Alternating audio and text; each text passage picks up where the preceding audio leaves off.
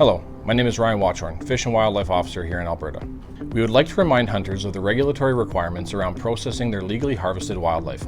Fish and Wildlife Officers frequently conduct inspections of game birds and big game while in the field and at licensed premises to ensure compliance with the regulations. One of the more common issues we encounter is when hunters remove the evidence of sex or species from the big game that they harvest before it has been delivered for processing.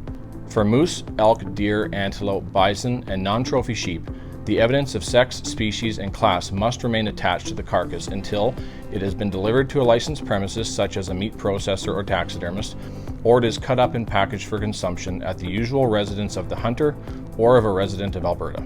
Failing to retain the evidence of sex and species on the carcass of any wildlife in some cases could result in a violation ticket being issued and seizure of the animal.